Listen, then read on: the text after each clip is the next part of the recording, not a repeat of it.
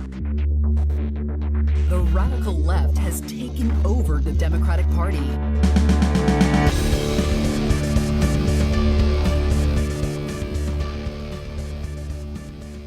Hello and welcome to Think Progressively, covering politics and all the other chaos life has to offer. This is episode 109, recorded on Friday, January 5th from Milwaukee. I'm Joe. And I'm Jason. And Happy New Year, everybody. Yay. Welcome to 2024. Oh, we're doing the thing. I missed. Damn it. There I did. There you go. Oh, God. How was your New Year's, Jason? Were you happy? Sure, it was fine. I actually stayed up past midnight for the first time in probably 5 or 6 years. You know what? Weirdly enough, so did I, and I was very proud of myself. I didn't do anything or go anywhere, but I was physically awake at midnight. That's pretty much the same with me, too. That's enough of that. On today's episode, we discuss the question, does the left have an anti-Semitism problem? But first, the headlines. Up yours, woke moralists. We'll see who cancels who. I'm going to start off the headlines with updates on 2 previous stories, courtesy of ProPublica, which they have been killing it. Oh my God. Go donate to ProPublica. The first is going to be an update on Wisconsin immigrant farm workers, as we talked about in a previous episode. This was a good article. Yeah, they're basically captives. They basically live on the farms that they work. They can't get driver's license, so they can't go anywhere. They're completely dependent on the person that they're working for. And this basically deals with more of that. So last time we talked, again, primarily about the driver's licenses and the fact that they aren't allowed to get them in the state of Wisconsin and how that limits their freedom of movement. Even though all our farms depend on them. Right. Like, can't operate without them. Now, this story talks about workers' compensation and the inability to get any kind of health care. In Wisconsin, farms with fewer than 6 employees that are not relatives of the owner are exempt from workers' compensation coverage requirements. And if you remember, Jason, when we were talking about the other article that talked about driver's licenses, it explicitly laid out how undocumented workers made up a majority of, I believe it was like the small to medium farms. So like it's these farms that they're talking about in that article that are also not giving people workers' compensation. Correct. And they don't have to legally. Right. And we even have in here, according to one national study, more than 23,000 agricultural workers in Wisconsin were exempt from workers' compensation coverage in 2020. That is a larger number of excluded agricultural workers than in almost every other state in the country. Great. There's also an OSHA exemption for small farms, putting workers in a potentially dangerous and costly, as our healthcare in this country is not free, situation. And even employees on larger farms are often pressured to not seek medical care or not to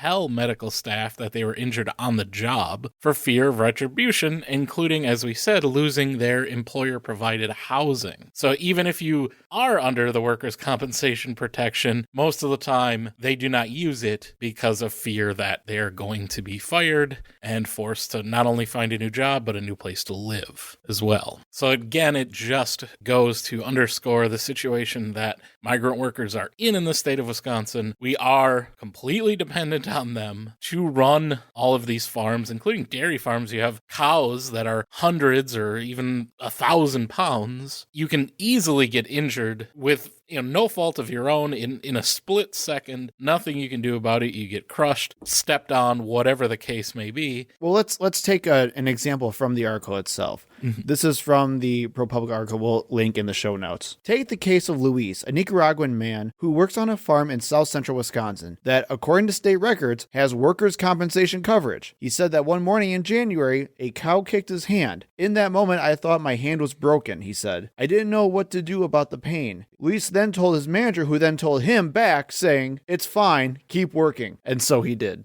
And that's something that you're talking about, damage and pain that is going to last probably his entire life. Right. And no compensation, no recourse. And according to most people running for president, including the presumptive nominee of the Republican Party, Donald Trump, what we should do for these people is deport them. After we maim them, of course.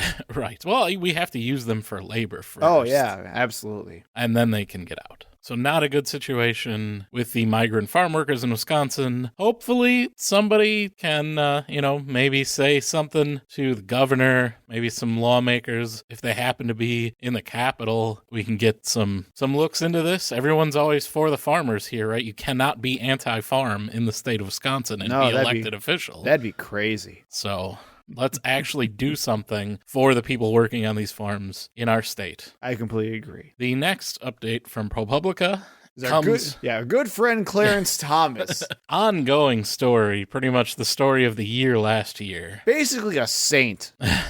They've pretty much uncovered the root of all of these gifts and trips and everything else that's been coming to Clarence Thomas. According to this report, in January of 2000, Thomas was the keynote speaker at the conservative conference Awakening. And that's terrifying. By the way, his trip was paid for by the organizer and illegally undisclosed on his paperwork by Thomas. Oh, fantastic. On the return flight, Thomas told Florida Rep. Cliff Stearns that Supreme Court justices were underpaid and that multiple conservative justices might retire so that they could pursue more money in the private sector. Which, by the way, Clarence Thomas is he is the least qualified Supreme Court justice in my lifetime. Ever to sit, yeah. And there is no way that he would be like a partner at a prestigious law firm with his credentials. There is no way. But that's what everyone keeps they make millions of dollars and Clarence Thomas only makes $200,000 a year.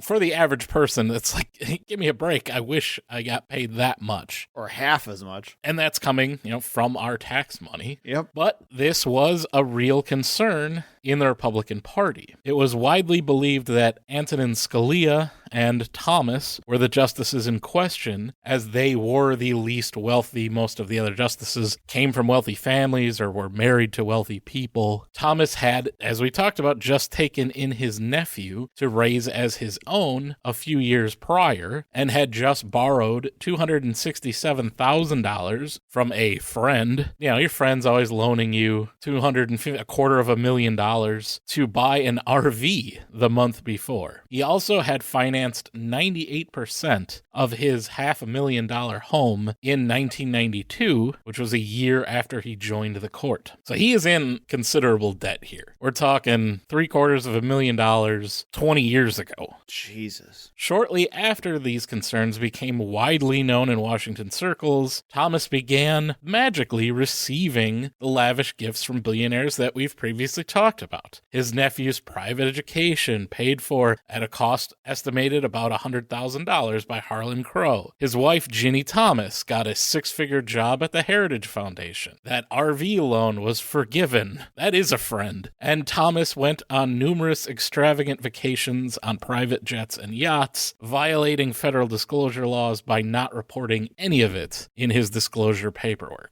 So that seems to be where it all started, is Thomas complaining that Supreme Court justices were underpaid. It's a mighty fine Supreme Court you got here. It'd be a shame if something happened to it. And then all of a sudden, all of these gifts and money started rolling in from billionaires. This poor Supreme Court justice. Mm. Now I'm just imagining and of course this doesn't influence his decision in any way. No. I'm just imagining one of those ASPCA commercials, with a ceremonial. Yeah. And just someone coddling it's Clarence Thomas with a blanket around him. For just $0.25 a day, you too can help take away women's health care.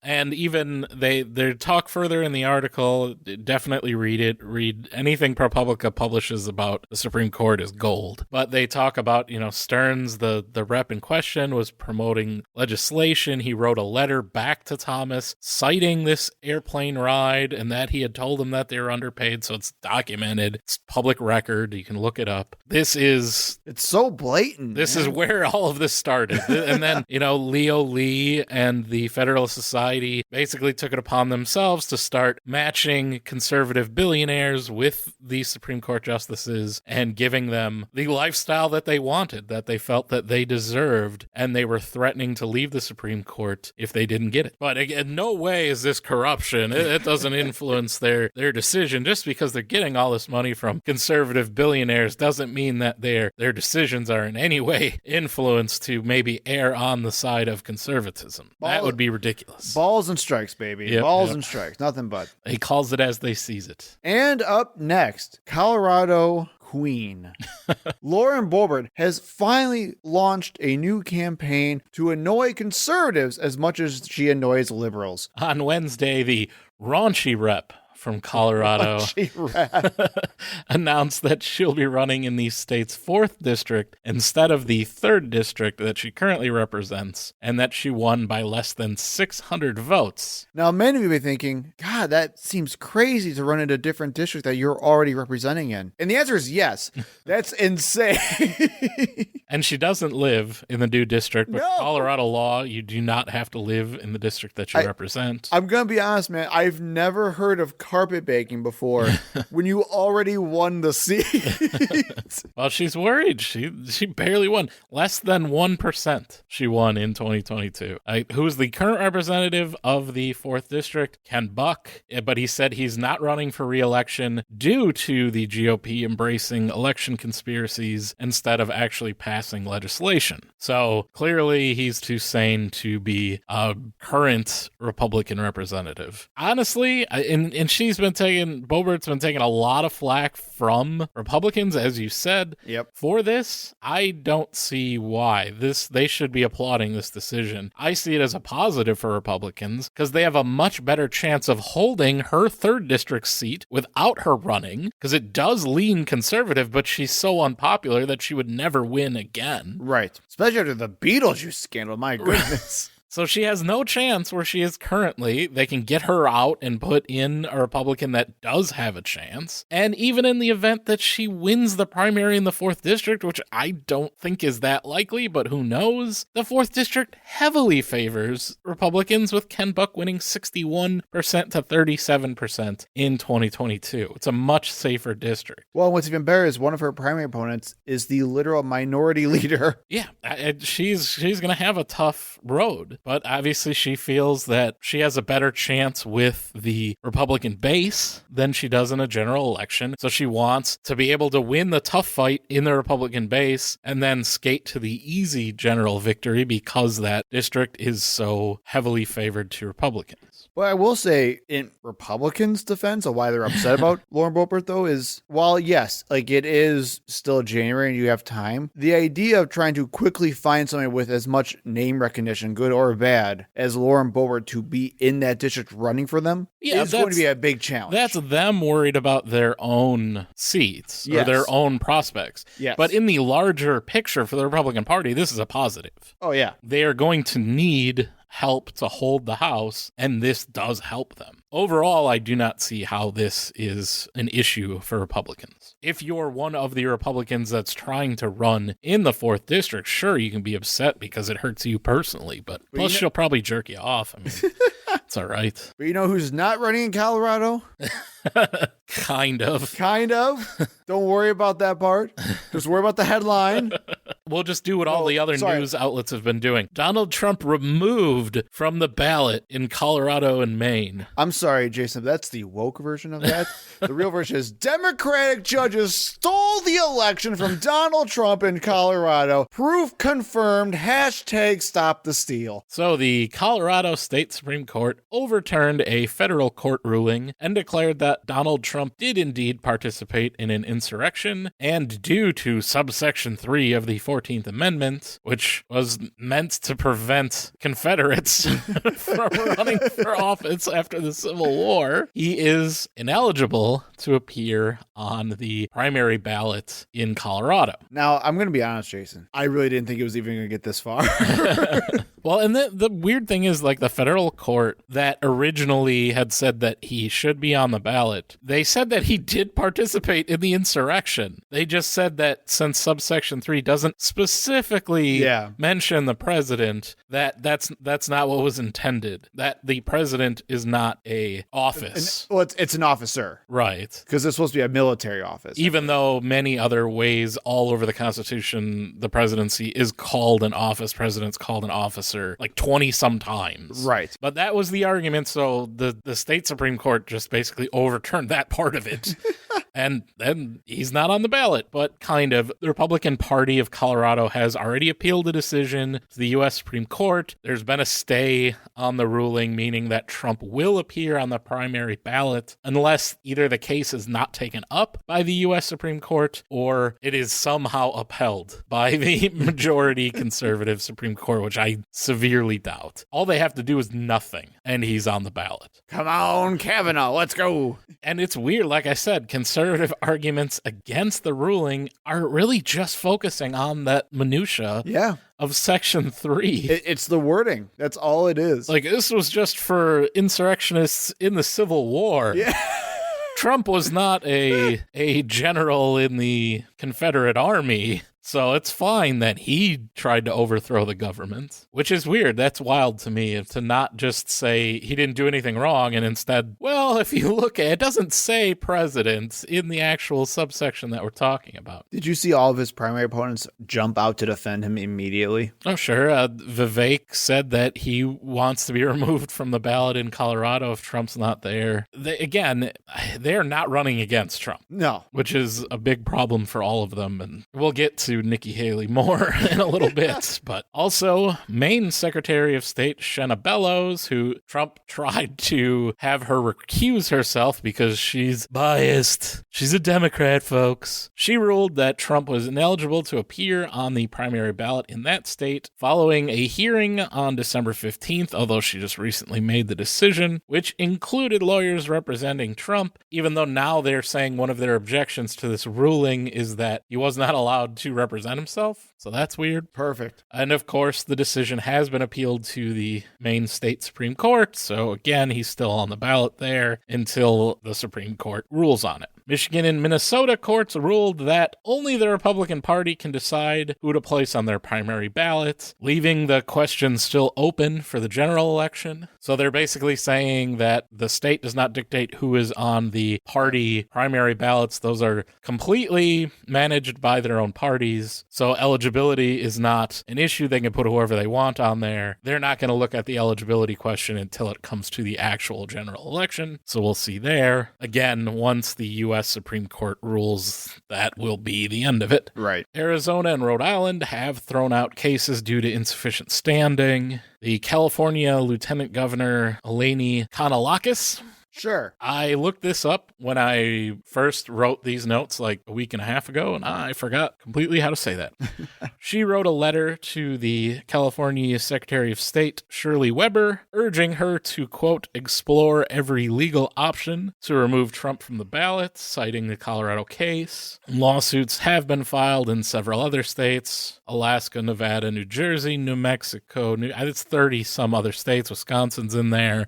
Ours was thrown out. The Wisconsin Election Commission said that they basically would not take up the question, and they said that the people presenting the lawsuit, which is the Minocqua Brewing Company PAC, that they could take it up with the court system rather than going through the election commission if they wanted to. But it's too late now. The ballot's set for Wisconsin. Trump will be in the Republican primary here. That's pretty much it. I mean, it's all nothing. It's all much ado about nothing. Trump will be on the ballot in all of these states. Basically, unless the Supreme Court either punts, which they should not do. I don't think they because would. That throws it completely into chaos. And then you have each individual state being able to rule what happens. That's not going to happen because that is chaos. Right. Or they somehow rule that Trump is ineligible, which he put 3 of them on the court. It's not going to happen. Right. But it was a fun story. Yeah, it was funny to push that in the face of your conservative friends for a week anyway. Right. Although they're going to push it back once SCOTUS rules.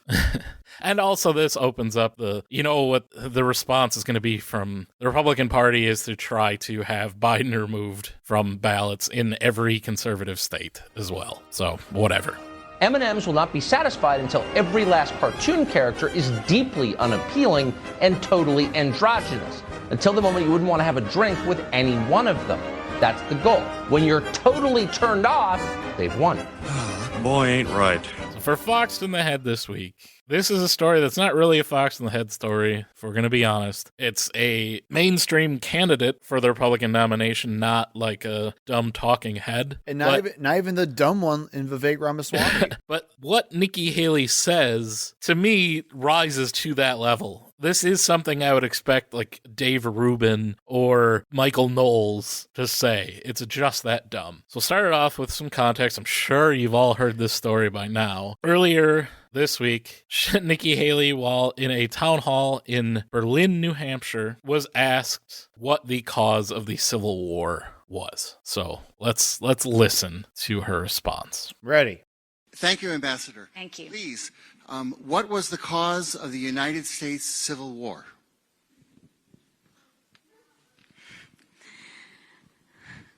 Well, don't come with an easy question or anything. I mean, I think the cause of the Civil War was basically how government was going to run, the freedoms and what people could and couldn't do. What do you think the cause of the Civil War was? I'm sorry? I'm not running for president. I wanted to see your view on the cause of the Civil War. I mean, I think it always comes down to the role of government and what the rights of the people are. And I will always stand by the fact that I think government was intended to secure the rights and freedoms of the people. It was never meant to be all things to all people. Government doesn't need to tell you how to live your life. They don't need to tell you what you can and can't do. They don't need to be a part of your life. They need to make sure that you have freedom. We need to have capitalism. We need to have economic freedom. We need to make sure that we do all things so that individuals have the liberties so that they can have freedom of speech, freedom of religion, freedom to do or be anything they want to be without government getting in the way. Thank you. And in the year 2023, it's astonishing to me that you answer that question without mentioning the word slavery. What do you want me to say about slavery? No, you've answered my question. Thank you. Next question.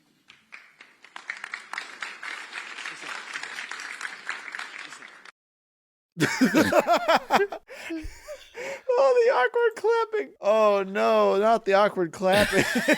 Like, no one claps at first, and then once, like, some racist in the back's like, yeah! And then other people are like, I guess. Oh, okay. What a terrible, terrible answer. Let's start with the fact that she had to immediately go and say, oh, man, why didn't you give me an easy one or something like that? Like, Don't ask an easy question.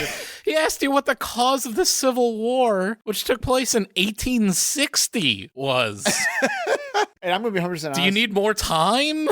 Well, okay. And then she even goes off and, 30 seconds later says, well, what do you think the cause of the Civil War was? What do you want me to What do you want me to say? Hell if I know. And all of the attention was on the fact that she didn't say slavery, which I get, but she didn't say anything. Dude, I was just going to say that. I cannot tell you any part of that answer she just said. We just heard it, and I can't recite a single word. It's not even logically consistent, because she talks about the role of the federal government is securing people's freedoms. Yeah, something about freedoms and stuff like that. But not to get in your way and not to hamper you. It's for everyone to be free. It's like, in the context that we know the answer is slavery, it makes no sense. Well, because she's arguing for and against it at the same time. Well, and even then, that's what I was thinking too, because when I first heard this clip, I thought she was making a pro-slavery argument, whereas like, the government, it's like trying to take away like their right to have slaves. Yeah, to own people. Right. But then she kind of backtracks and I'm like, what is going on? Because she knows the answer, but she knows she can't say it because she has to pander answer to the Republican base, which is insane. They're insane people that don't want you to say the cause of the Civil War is slavery because they think it's about states' rights, but she knows she can't say states' rights because that's racist, and that's what racist people say. She's from South Carolina. She knows that. So she's trying to dance around this without actually saying it, and it does not work at all. She's not good at it. If I just say freedom and people's freedoms and their right to live their life free and free, like that'll be fun. Eventually it will stop. Well, and okay, I was recently listening to a couple of Republican pollsters talk about this exact issue that happened. And not saying that actually would have done anything to make a difference by any means, but she could have used this as an opportunity to actually differentiate herself from all of the other crazies that she's running against. Trump, DeSantis, Ramaswamy, they all would struggle with that question. She could have easily said, yeah, it's slavery, and here's why we need to do better than this. We need to talk about individual rights and liberties and things like that, and make sure something like that never happens again and blah, blah, blah. You could have easily done that. But Jason, like you said, because she was so petrified of the idea of saying the word slavery. Yeah, that she gave such a nothing word salad answer. And you had everyone then rightfully slamming her from the right, even on this. Ron DeSantis said that it was about slavery and that he couldn't believe how terrible her answer was.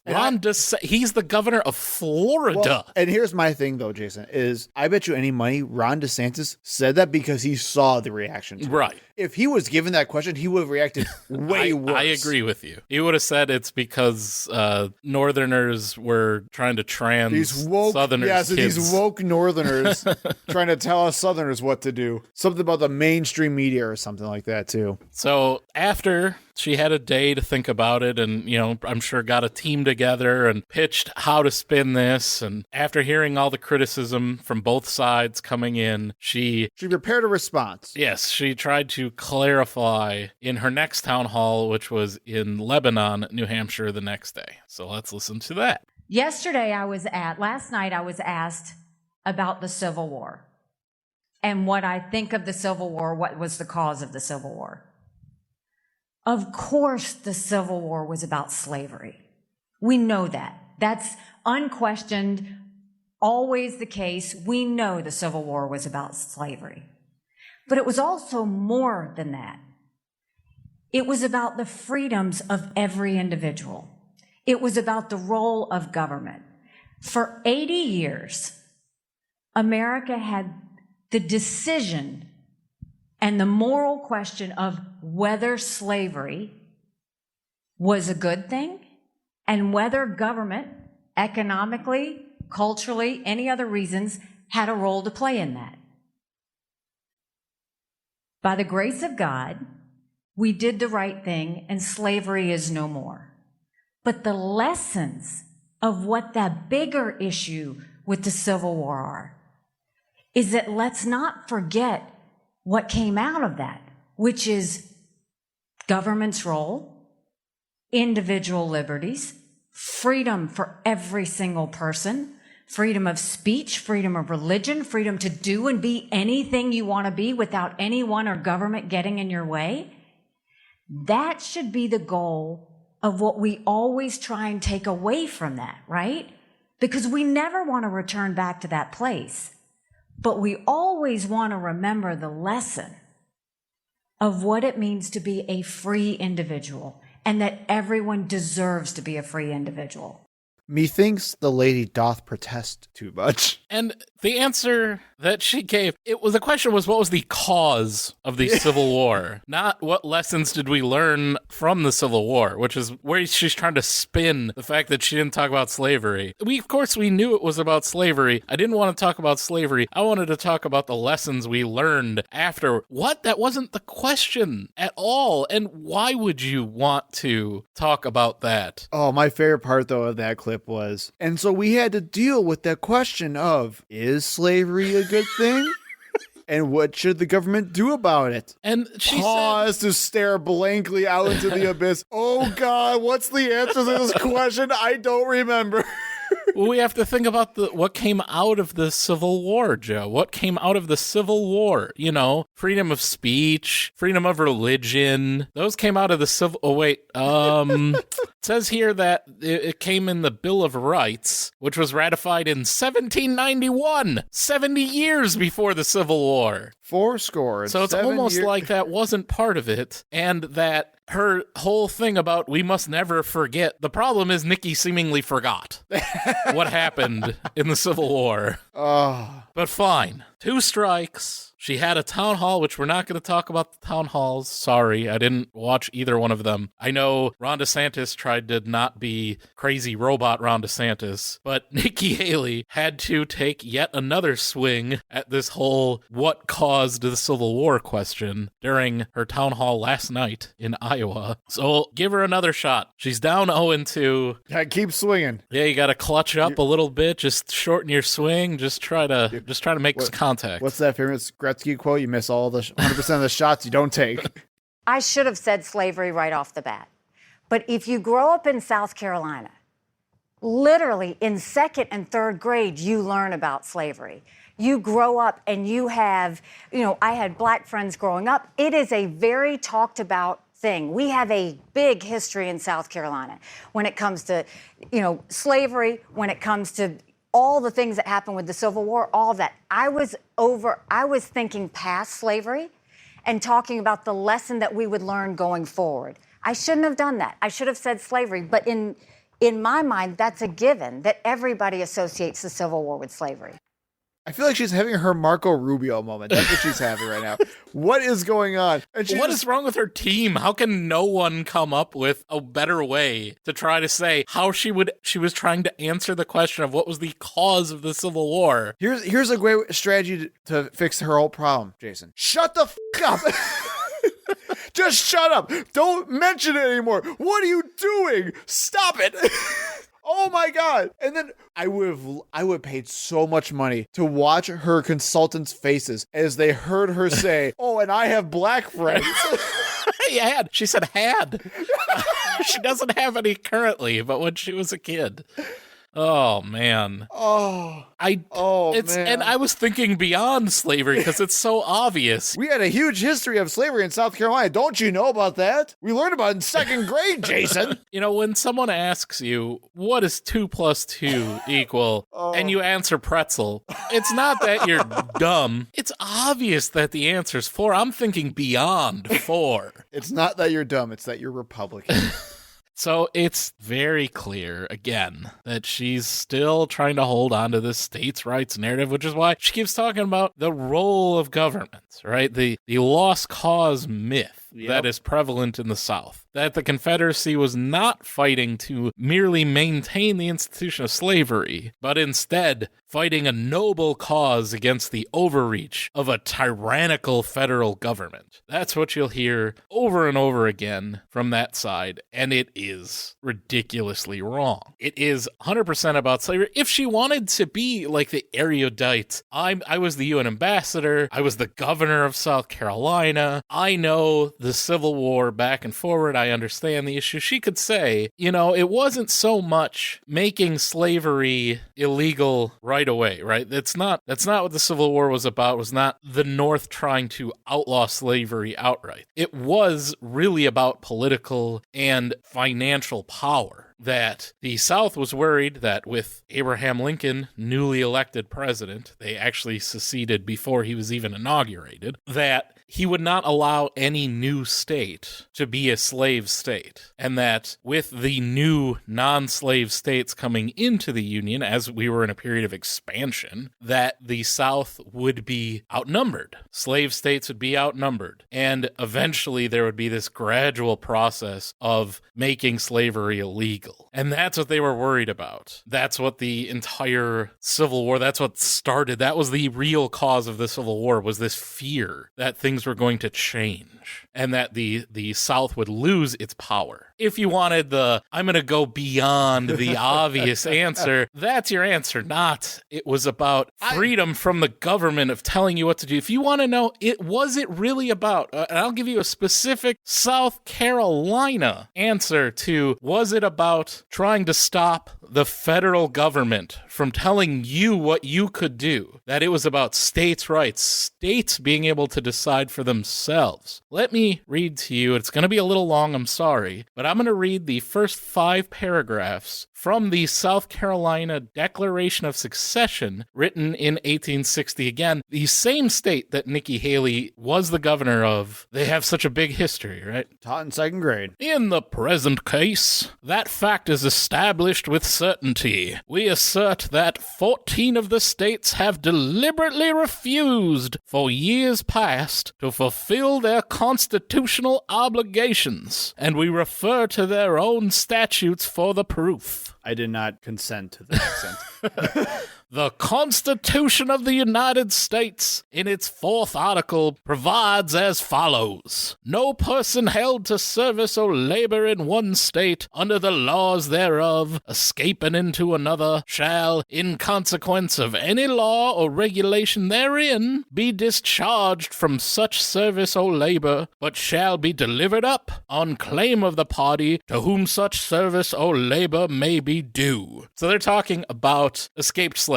Yes. Their ability to recover their escaped slaves from the non-slave states. That's what the big argument is here. This stipulation was so material to the compact that without it, that compact would not have been made. Talking about literally the Constitution, the formation of the United States. The greater number of the contracting parties held slaves, and they had previously advanced their estimate of the value of such a stipulation by making it a condition in the ordinance for the government of the territory ceded by Virginia, which now composes the states north of the Ohio River, saying that the Virginia territories, which includes Wisconsin, it's like all of the Midwest, essentially, that Virginia would not have ceded that territory to the United States to be broken up into individual states if they knew those states would then turn around and not abide by the Fugitive Slave Act, would not respect the decision of the southern states to keep slaves and to have their property returned to them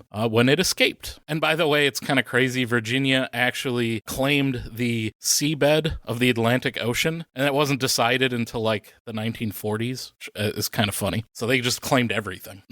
Apparently back then. The same article of the Constitution stipulates also for rendition by the several states of fugitives from justice from the other states. Again, if a slave escapes to your territory, you have to return it to its owner. The general government, as the common agent, passed laws to carry into effect these stipulations of the states. For many years these laws were executed, but an increasing hostility on the part of the non-slave holding states to the institution of slavery has led to a disregard of their obligations, and the laws of the general government have ceased to affect the objects of the Constitution. The states of Maine, New Hampshire, Vermont, Massachusetts, Connecticut, Rhode Island, New York, Pennsylvania, Illinois, Indiana, Michigan, Wisconsin, and Iowa. Never more proud to hear Wisconsin in a list. Have enacted laws which either nullify the acts of Congress or render useless any attempt to execute them. On Wisconsin, on Wisconsin. In many of these states, the fugitive is discharged from service or labor claimed, and in none of them has the state government complied with the stipulation made in the Constitution. The state of New Jersey, at an early day, passed a law in conformity with her constitutional obligation, but the current of anti-slavery feeling has led her more recently to enact laws which render inoperative the remedies provided by her own law and by the laws of Congress. In the state of New York, even the right of transit for a slave has been denied by her tribunals, and the states of Ohio and Iowa have refused to surrender to justice fugitives charged with murder and with inciting servile insurrection in the state of Virginia. Good on Ohio and Iowa, at one point progressive bastions of the United States of America. If you kill your slave master and burn down their plantation, We don't charge you. yeah, welcome to Ohio and Iowa. Welcome to the North, Thus, the constituted compact has been deliberately broken and disregarded by the non-slave holding states. And the consequence follows that South Carolina is released from her obligation. This is a compliment I want to give to your performance. I could feel and hear the chewing tobacco during your accent. I just want to let you know that the authenticity you gave. And for a change, I'm not drinking bourbon while we're recording, which so I didn't have that help. Bravo. That's the reason why South Carolina seceded from the Union. Not that they wanted to defend states' rights, but they literally wanted the federal government To take away other states' rights. to impose federal law on states. So screw you, anyone who says states' rights ever again. You are absolutely and completely wrong. It was just about slavery and having their property returned to them. And anyone who wants to learn more about the Civil War, we've mentioned this film series in the past, but it is an amazing series. It's on YouTube. The channel is Atunshe Films. We'll link it. Just search for Checkmate Lincolnites, and you'll find it. It's amazing. A guy, he does a much better Southern voice than I do, but he does like a back and forth between a Northern and Southern soldier, and just basically goes over a lot of these arguments and uses a lot of comments that he's gotten on his channel. It's very well done, and definitely take a lot of inspiration from that. So there you have it. Nikki Haley is wrong on just about every level, and she's a coward. She didn't want to answer the question because she knows that the real answer is unpopular with her base and would hurt her politically. And that's the responsible Republican choice. That was really a productive segment, wasn't it? It's hard to get any word in with this clown. So for our main segment tonight, we're going to talk about anti-Semitism, particularly left-wing anti-Semitism, and whether or not the left has a problem with anti-Semitism, because it sure seems to think that everyone else thinks so. I appreciate that. I appreciate you being in a good mood. It was a difficult week, very depressing week. I'm sure you saw Hamas, the terrorist group that runs Gaza, broke into Israel, killed over 1,300 people, men, women, and children, and then the college kids in America went full Trump and said there's very fine people on both sides.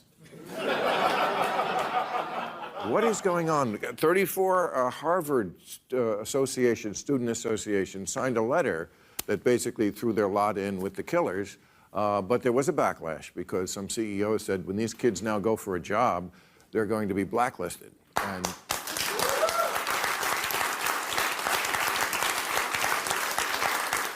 And a lot of the students are still standing by their position to support the war criminals, but they strenuously object to the word blacklist.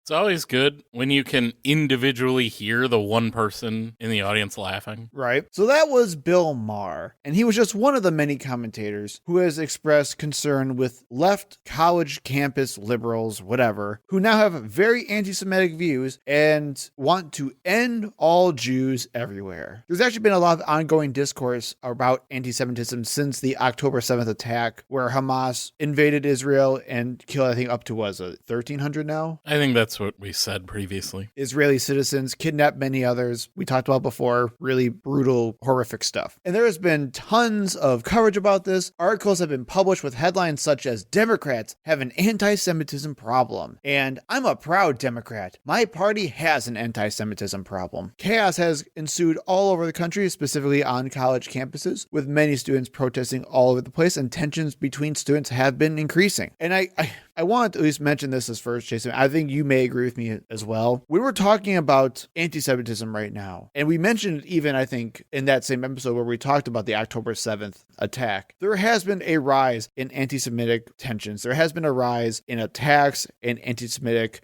threats, hate, violence, crimes, violence, you name it. And there has been that on... Real problem. Right. And there has been that on college campuses as well. I'm not going to deny that those don't exist. I think you would agree with me on that. Yeah, and in public, I mean, it is a real problem. This war has increased as much as you can use that term, it has increased the level of hate and vitriol against Jews. And of course, also against Palestinians, but we'll keep to, yes, there is actual hate being directed towards Jewish people. It's happening. It is due to this conflict. Yes. And I think it's also worth noting that at the same time, at least in the Americas, and I would say around the country as well, or around the world as well, there has also been tons of hate crimes against Arab Americans, Palestinians, just as much. I want to make that very clear as well. There has been also lots of hate crimes and violence and threats against Palestinian students and whatnot as well. Mm-hmm. There's those 2 people were shot. Yeah. Mm-hmm. It certainly has happened. Again, just as much. So just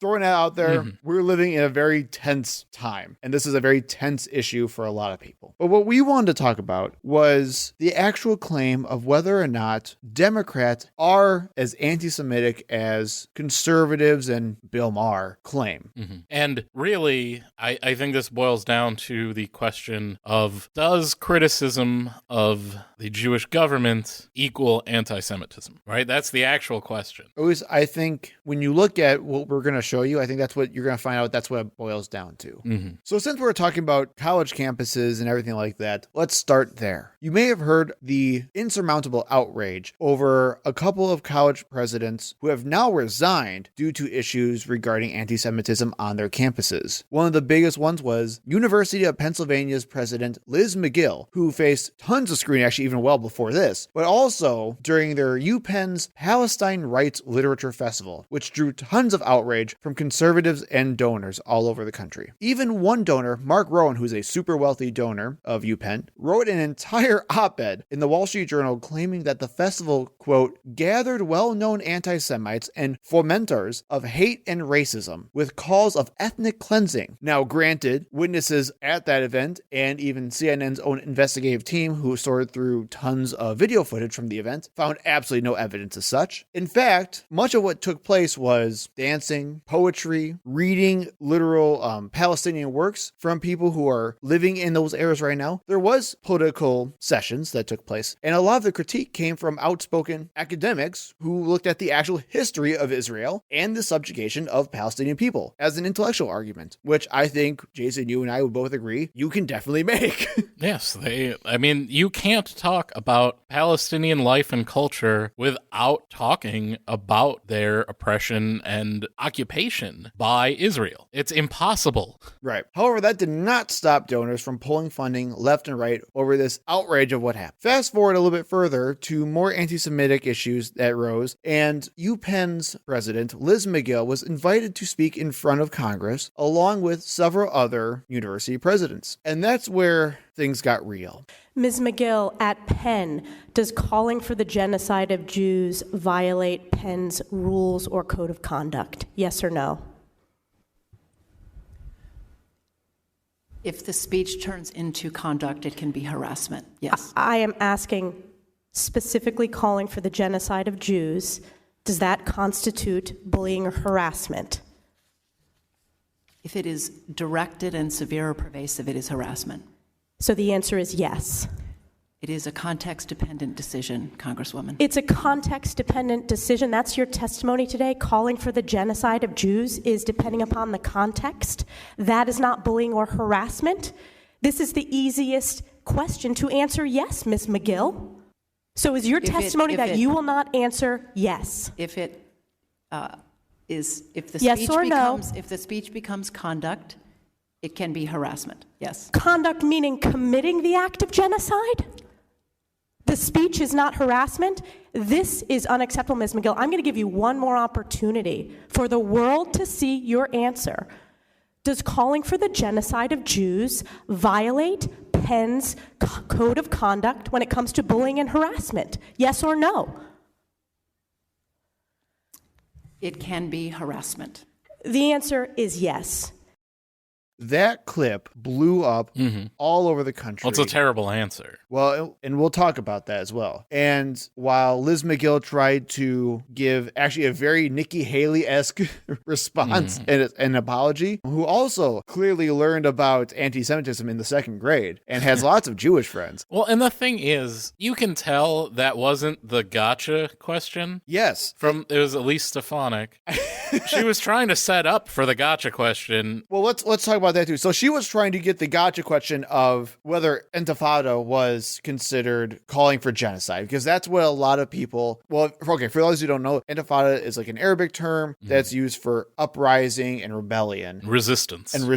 And lots of people claim that as a call for violence and genocide against Israeli people. And that's what she was trying to dig And that towards. was the trap. Right. And what Liz McGill did, as well as the other presidents, they were so lawyered up in their talking points, they like stepped on the rake to smack themselves in the face before they even got to step in the hole and fall into the trap. Right. They dove on the grenade. And okay, that was a terrible answer. Let's start with that. So we can say benefit of the doubt, trying to really get inside her head and steel man her argument. She was trying to get at is that they do have an obligation to protect free speech on campus. Correct. And if someone holds the beliefs that Jews should be ethnically cleansed, they can't really do anything about that belief, right? They can't just kick you out because they think that that's what your views are, or someone says that's what your views are, whatever. You have to be targeting and harassing another particular student or somebody Not else. just you have that on your, social media page or whatever. It's you have to actually do something to harass another student. If you walked up in someone's face and said, you should be ethnically cleansed, Jew, that's harassment. That's what she was trying to get at. I agree. And here's where I think a lot of people are missing the mark with this particular clip. Is that a bad answer? Absolutely. Was she so lawyered up and trying to do the whole both sides thing that she ended up screwing herself over? Absolutely. But what people aren't bringing up is that this is exactly what Republicans have been asking for. They have been cawing and crowing for the last decade or 2 decades now about how campuses are so against free speech and that they're trying to take too much power into their own hands and are canceling students and are silencing students. And now there's no such thing as being exposed to ideas anymore. We've heard that for years now. In fact, the person who's even talking to Liz McGill, Elise Stefanik, has been using those exact talking points about college campuses for so long now. So what makes me infuriated is that you have conservatives bashing these presidents for trying to stick to free speech as their main defense when they're the ones who has pushed this talking point for the last decade. Yeah, they don't protect free speech when it's speech they don't like. The real thing that all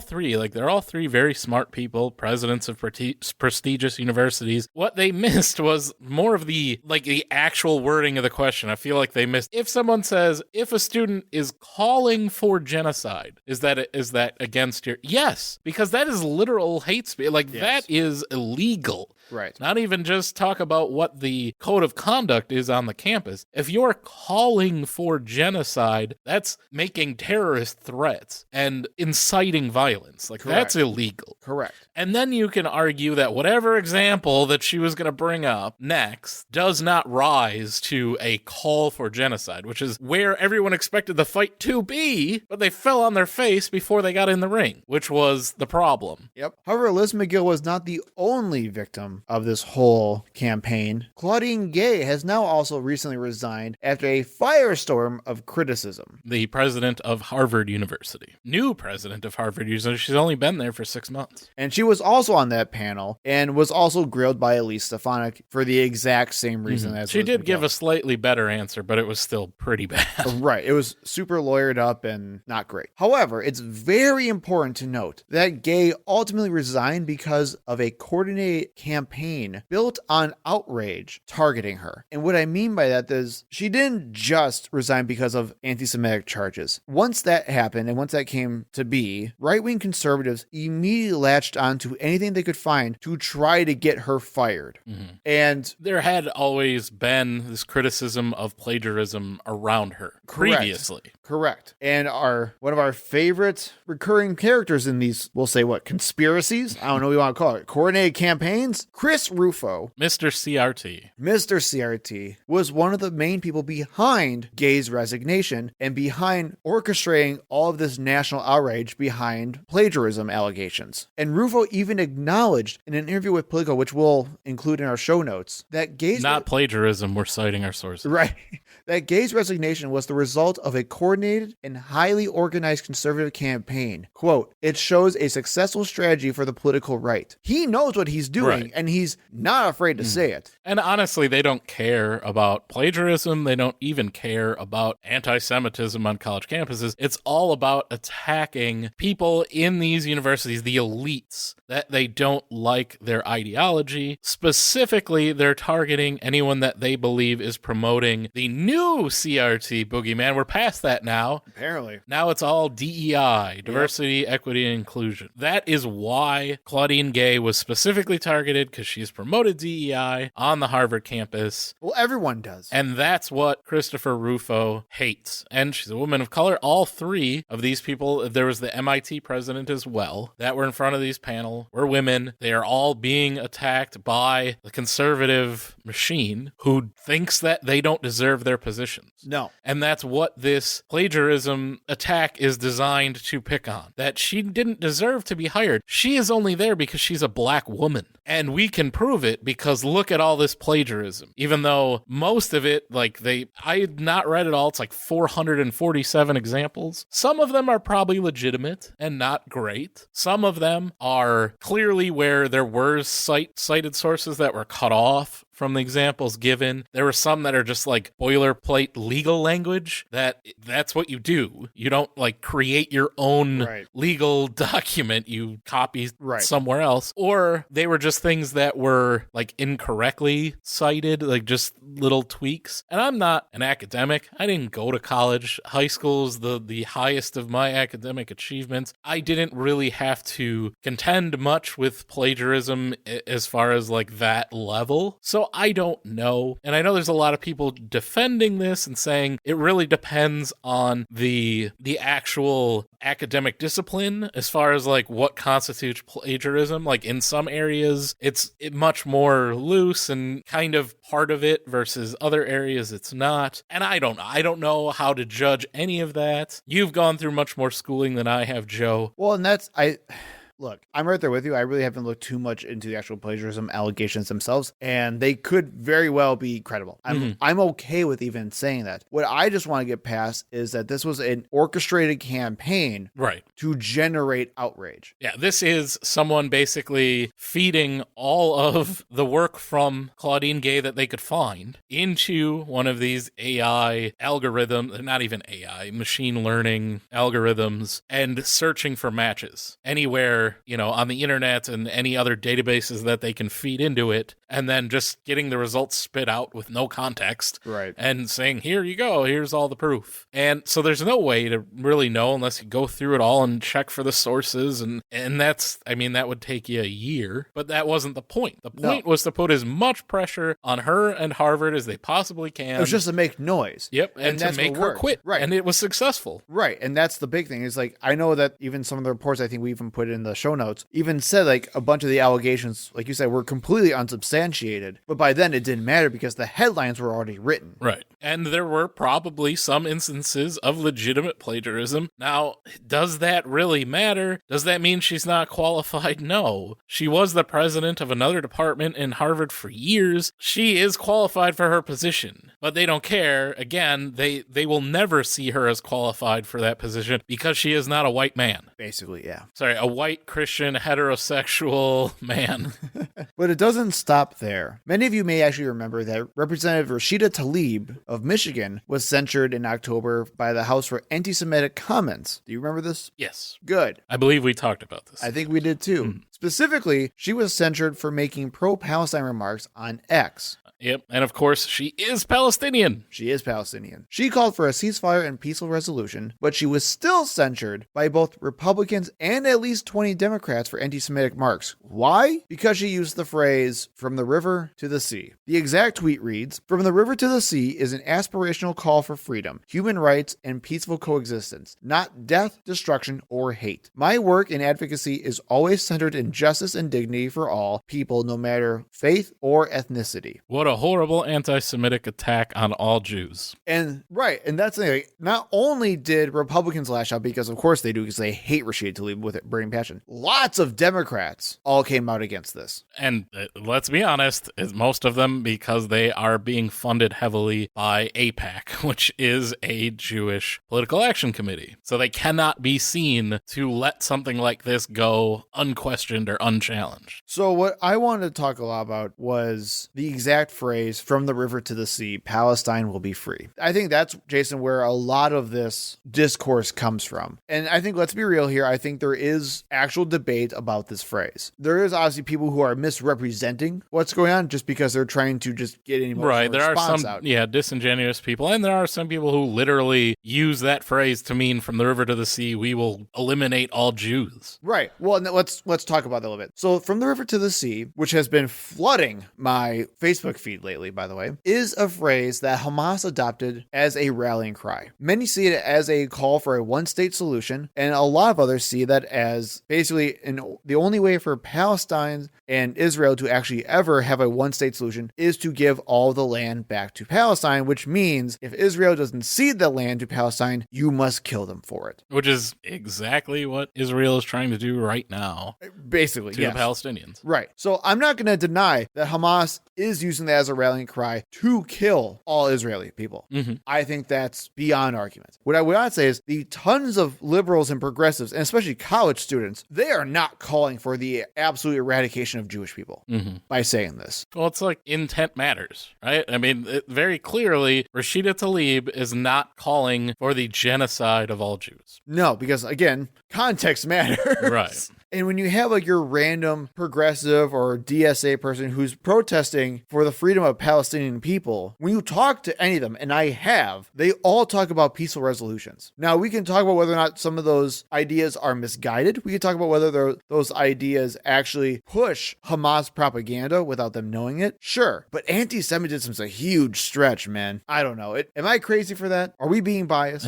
Well, the House tried to did actually pass a bill, right? Saying that criticism of anti-Zionism is anti-Semitism. Right. Being against the government of Israel was, by definition, anti-Semitic. There are a lot of laws in a lot of states that if you boycott Israeli businesses, that's illegal. It's a weird, protection that we're giving another government. Yeah. I am very much against the government, the monarchy of Saudi Arabia. I'm not anti-Arab, anti-Muslim, and no one would think that. If you say the government of Saudi Arabia, the prince, is a butcher, and, talk about how he killed that journalist, no one's like, oh, stop being anti-Islamic or anti-Arab. But if you criticize the extremely right-wing fascistic, we've talked about that, government of Israel, that's anti-Semitic. And our government actually tried to make that a law. And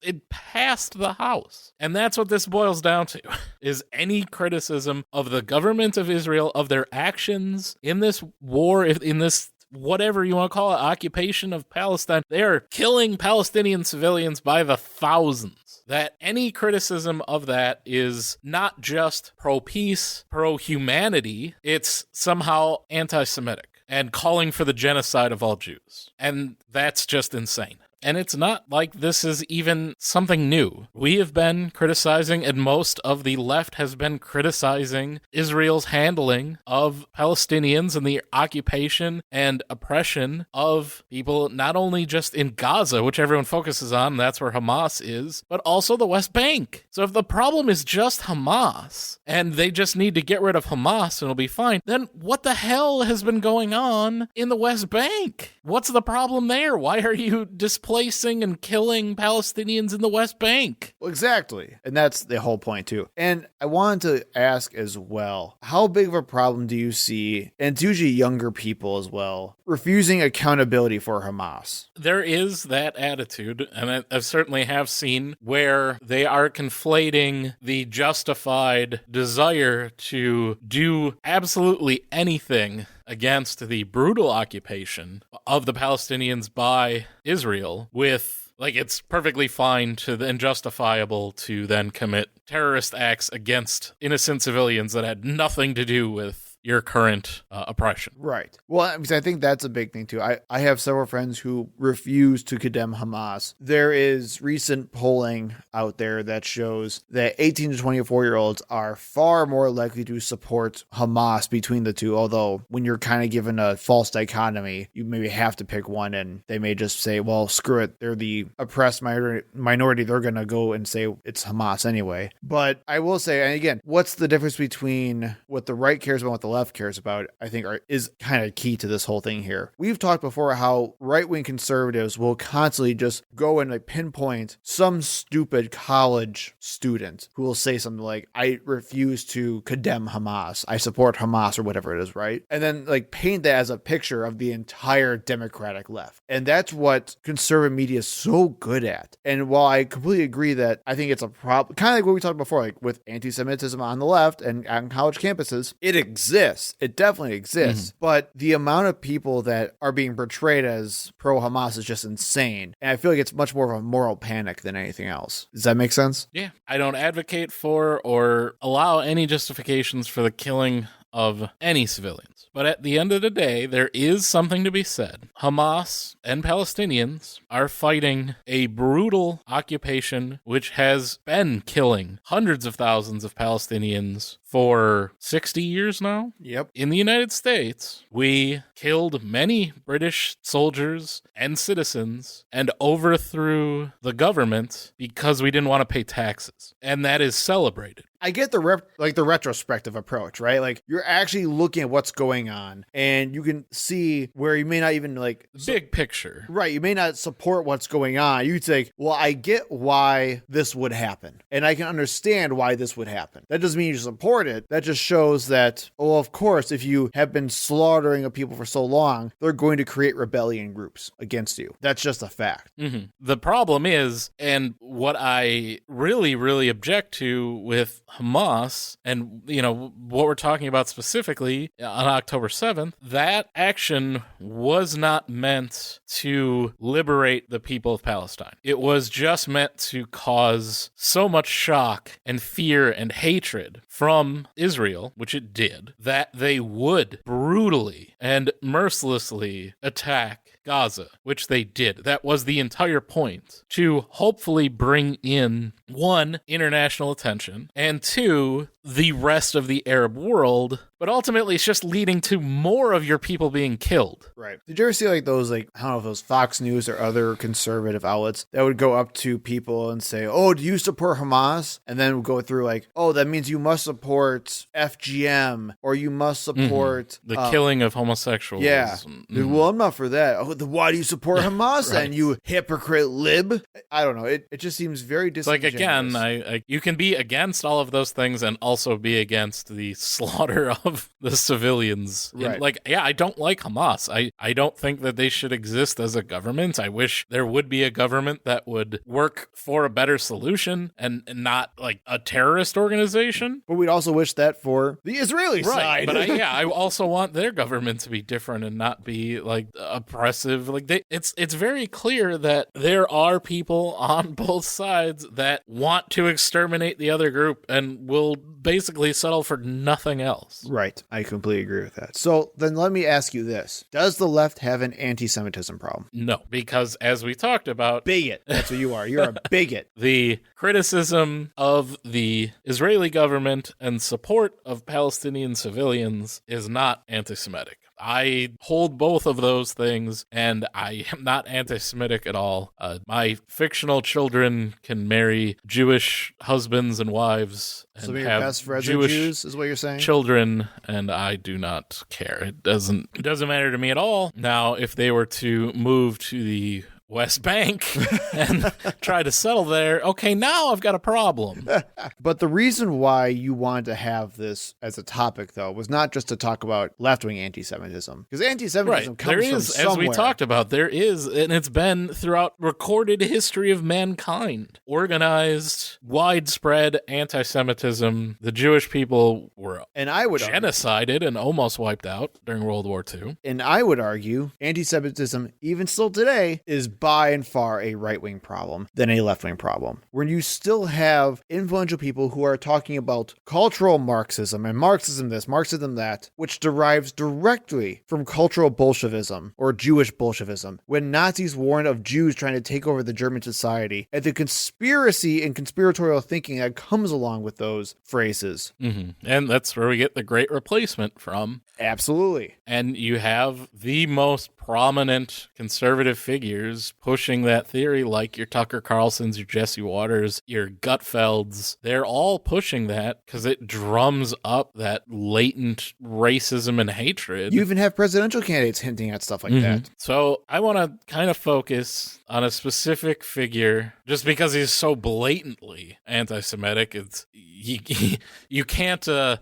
argue what real anti-Semitism. We were talking about, having a tweet that says, from the river to the sea is about peaceful coexistence. Oh, horrible anti-Semitism. Let's see what real anti-Semitism is. Let's talk about Nick Fuentes and his Groyper movement, which it's like a severely online Pepe the Frog. White supremacist memes. Yeah, like trolls. Christian nationalist. Yeah. Okay, so we're talking about a fringe figure, right? Well, let's see. Nick Fuentes attended the Unite the Right rally in Charlottesville, Virginia, where a mob of polo shirt and khaki wearing angry white kids were carrying tiki torches and chanting, "The Jews will not replace us." First, I've got a clip from The Hill, because I could not find, it is so hard to find the sources for any of this stuff because Nick Fuentes has been banned everywhere. He's so scrubbed from the internet. Right, because it's just hate speech. That's all he ever does. Yeah. So I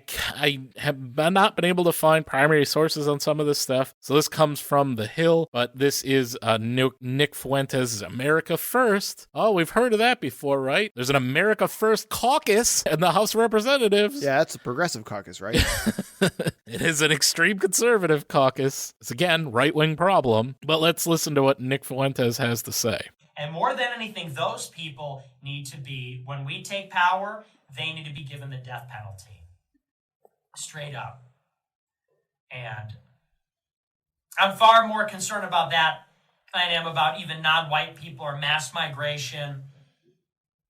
These people that are communing with demons and engaging in this sort of witchcraft and stuff, and these people that are suppressing the name Christ and suppressing Christianity, they must be absolutely annihilated when we take power. This is God's country. This is Jesus' country. This is not the domain of atheists or devil worshippers or perfidious Jews. This is Christ's country.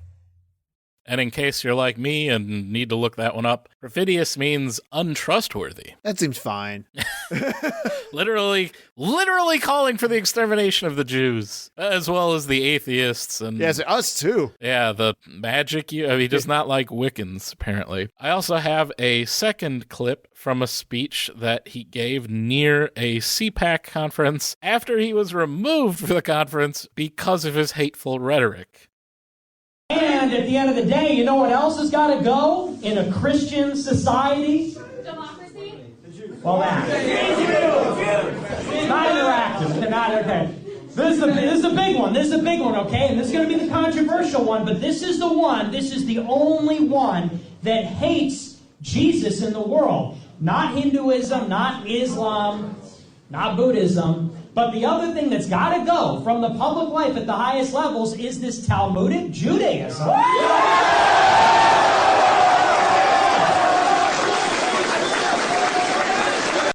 To thunderous goddamn applause. And I like, you know what's got to go? The first one was like, democracy. And then there were two people that yelled Jews. like spoiler. And then he finally said it, and the entire crowd that was there, Christian conservatives that were there to hear him speak, thunderous applause. We need to remove the Jews from society. That's anti-Semitism. That's real anti-Semitism. So, Nick Fuentes, just a radical fringe. That's where just cherry picking. Yeah, there was no one at that conference. Cherry picking from the fringe of the right. This guy, no one, Charlie Kirk doesn't like him. Is that true? Yeah, they hate each other. Oh, really? Yeah. They have like really opposing views. It's just because Charlie Kirk doesn't openly say he hates the Jews, really. That's the problem. But so no one takes him seriously, right? He's not part of actual conservative politics. Well, he is, as we said, the founder of the America First PAC, which hosts a yearly convention and has hosted speakers like conservative media personality Michelle Malkin, who was a host on Fox News and is now on Newsmax, former leader of the neo-Nazi group Identity Europa, Patrick Casey, former U.S. representative from Iowa, Steve King, current representatives Paul Gosar from Arizona and Marjorie Taylor Greene of Georgia, former Maricopa County Sheriff and Trump pardon recipient Joe Arpaio, who, while speaking at the America First PAC, was cheered by the audience after he said that he had the reputation of being the biggest racist in the country. Arizona State Senator Wendy Rogers, the hell is going on with Arizona? Lieutenant Governor of Idaho Janice McEachin, and all Republicans, by the way. I didn't put that in there, but, big surprise. Former candidate for governor and current candidate for U.S. Senate from Arizona. Again, what the is going on, Arizona? Carrie Lake was also promoted as speaking at the event, but was not there due to a scheduling conflict, according to Fuentes. Also, fun little Carrie Lake fact I did throw into the script. While she was campaigning for governor, she had to actually denounce one of her lead endorsements because it turns out he was a hardcore anti-Semite. It's a left-wing problem. Fuentes recently became fast friends with Kanye West after Ye began making pro-Hitler and anti-Jewish statements. For some reason, that attracted Nick Fuentes. Nick was with Kanye when he was on the Alex Jones show, and under a mask, proudly proclaimed that he loved Hitler. That appearance on the Alex Jones show came just a week after Kanye and Nick Fuentes had dinner with Donald Trump at Mar-a-Lago. Fringe, not connected in any way with mainstream Republican politics. No, not at all. And that's just one guy. Yeah, one guy. If you want to talk about the general idea of what anti-Semitism is on the right, you have tons of conspiracies that involve Jews and Judaism, like all the attacks on globalism and the global cabal. I mean, for God's sakes, Alex Jones makes his freaking living on the damn thing. You have George Soros. You had even like Marjorie Taylor Greene's space lasers conspiracy that we all made fun of, what was it, like a year or two ago? It was a couple years ago, yep. God, I don't know what time it is anymore. That was from the Rothschild family. So Jewish space lasers. Yeah, so I mean, causing wildfires in California. So you want to know who's like really talking about secret Jewish money that's trying to actually run your entire life? It's not the frickin' Democrats. It's Republicans. Also, fun little fact about Marjorie Taylor Greene is that while she was campaigning, she actually shared a video that claimed, and I quote, "There's an unholy alliance of leftists, capitalists, and Zionist supremacists have schemed to promote immigration and miscegenation with the deliberate aim of breeding us out of existence in our own homelands." Way to go, Georgia. So, yeah, you can't really misconstrue that, can you? But God forbid, we have arguments over from the river to the sea and whether or not people can share their thoughts on the freeing of Palestine at a literature event at a university. But we're going to focus on those people and not what's going on with these people who are literally in Congress. And of course, as we talked about previously, you have Elon Musk, who recently renounced his Democratic status and has now been pushing conspiracy theories, including anti-Semitic ones, since, I don't know, what, last year and a half now? At least, yeah. And we talked before about that, oh God, it was like last month, or it was last year, huh? Get it? Eh. I think it was about a month ago where Elon Musk tweeted out "you said the actual truth" to a literal anti-Semitic rant on Twitter. Right. That Jewish communities have been pushing the exact kind of dialectical hatred against whites that they claim to want people to stop using against them. I'm deeply disinterested in giving the tiniest now about Western Jewish populations coming to the disturbing realization that those hordes of minorities that support flooding their country don't exactly like them too much. You want truth said to your face? There it is. That's the tweet that Elon said you have said the actual truth to. And even better, Charlie Kirk, super known progressive commentator, Turning Point USA founder, an overall crazy person, went on a show to defend Elon by saying this. It's a strange tweet that Elon pinpointed on here, but the first part is absolutely true. Let's go to this. Jewish communities have been pushing the exact kind of hatred against whites that they claim to want people to stop using against them. Now, I don't like generalizations. Not every Jewish person believes that. But it is true the Anti-Defamation League was part and parcel with Black Lives Matter. It is true that some of the largest financiers of left-wing anti-white causes have been Jewish Americans. They went all in on woke, and it wasn't just ADL. It was some of the top Jewish organizations in the country that have done that.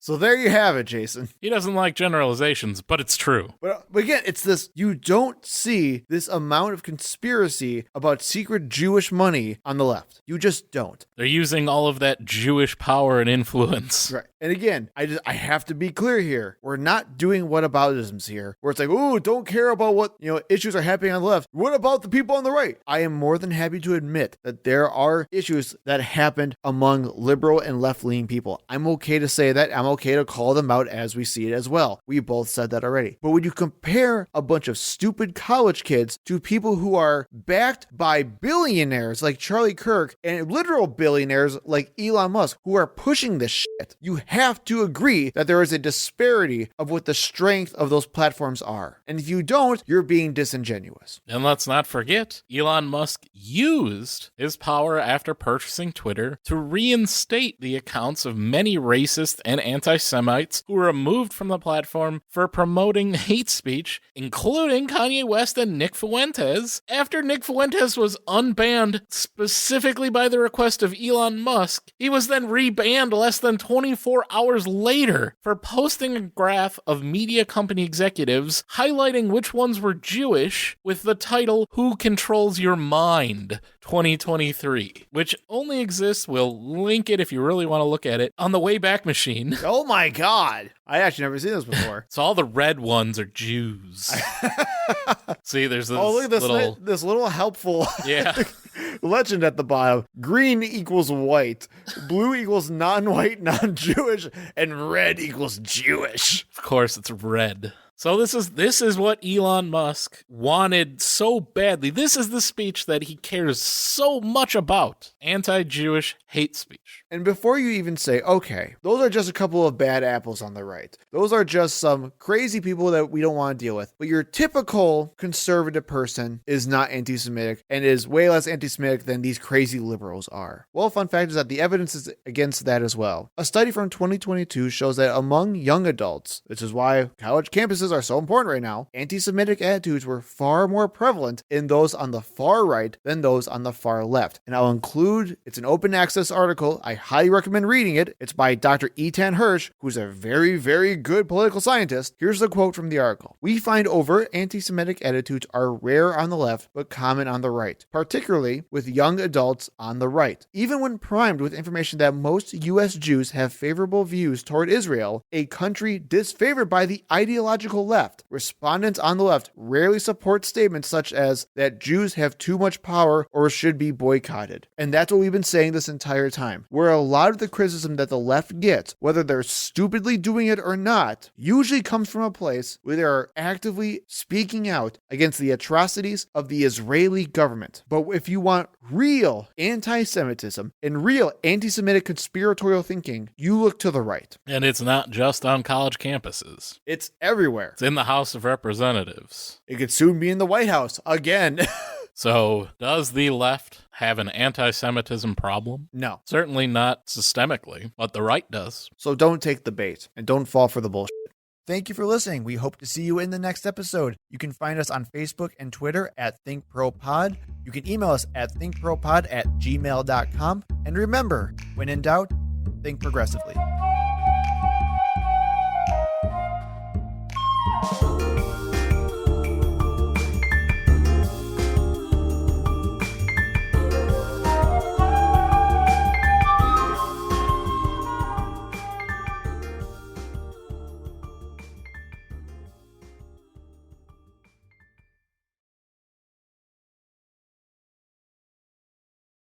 Oh, that was rough. I could tell. Like you're straining your throat at the end there. You did a good job, though. I was thoroughly impressed.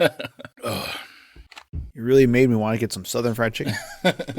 Some biscuits and some gravy. biscuits and shrimp and grits. I could, if I close my eyes, Jason, I could visualize the cowboy hat and the white coat on you. The little black, like Colonel Sanders. Yeah. And you just holding your suspenders.